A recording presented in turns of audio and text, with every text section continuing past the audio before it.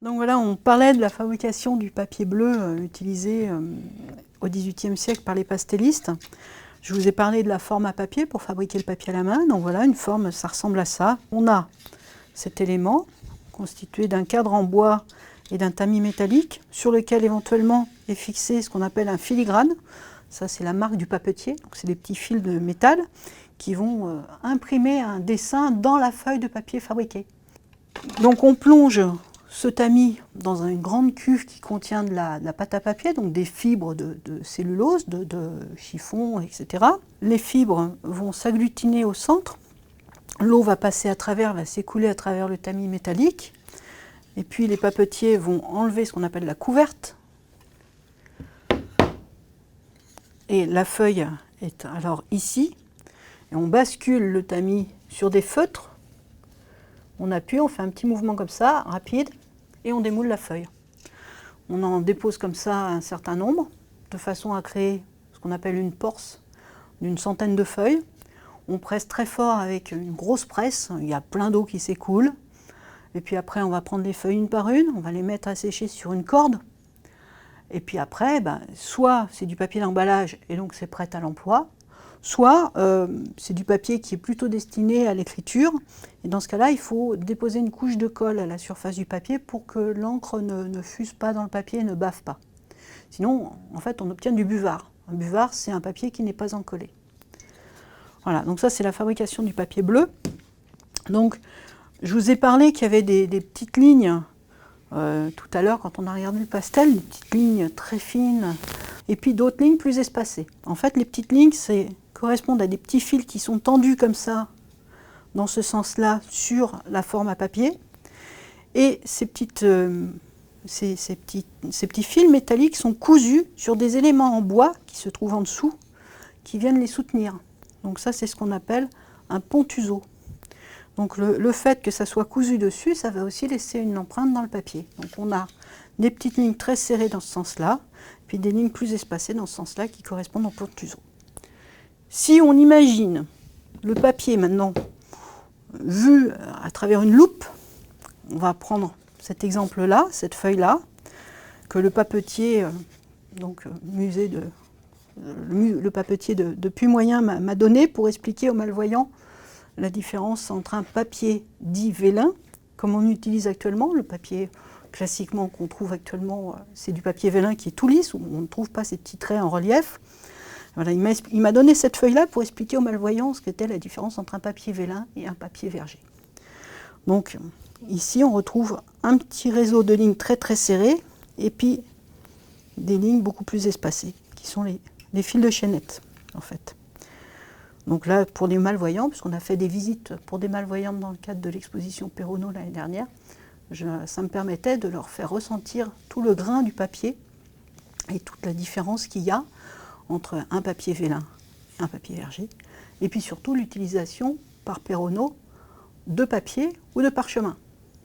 Donc, Perronneau utilisait du papier verger, comme ça, texturé, surtout pour faire des portraits d'hommes.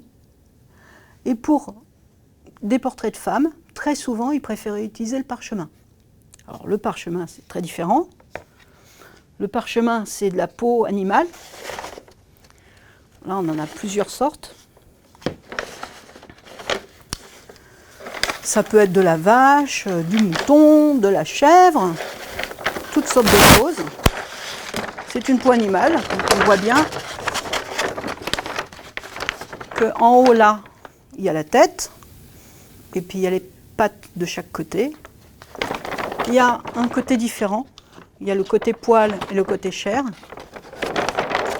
Donc il y a un côté qui est beaucoup plus corné, beaucoup plus lisse, beaucoup plus gélatineux. Et puis il y a un autre côté, le côté chair, ici qui est plus blanc. Mais ça, un pastelliste ne peut absolument pas dessiner dessus. Il n'y a aucune accroche, c'est beaucoup trop lisse. Donc il va falloir le préparer.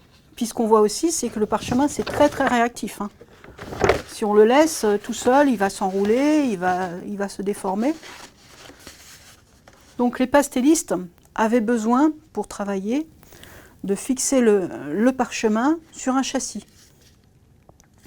Donc il fallait l'humidifier un petit peu, et pour qu'il se détende, pour qu'il soit beaucoup plus souple et maniable. Et puis, on le clouait sur un châssis en bois. Et puis après, il fallait le préparer, puisqu'il est trop lisse, le préparer pour le rendre rugueux. Donc là, j'ai fait un petit essai pour m'amuser et pour expliquer aux visiteurs qui venaient visiter l'exposition la différence donc, entre le papier, le parchemin. Donc j'ai fait un petit essai parce qu'on ne sait pas trop quels outils ils utilisaient pour préparer le parchemin, mais le but était de le rendre rugueux, donc de créer tout un tas de petites aspérités. Alors il ne faut pas gratter trop pour ne pas affaiblir la peau, trop. Il faut gratter juste ce qu'il faut, que ça reste un peu résistant, mais qu'on obtienne quelque chose d'un peu velouté qui accroche bien la crête pastel. Alors là, j'ai un exemple de papier qui a été collé sur une toile tendue sur un châssis. Donc ça, c'est l'autre technique utilisée par les pastellistes pour dessiner au pastel au XVIIIe siècle.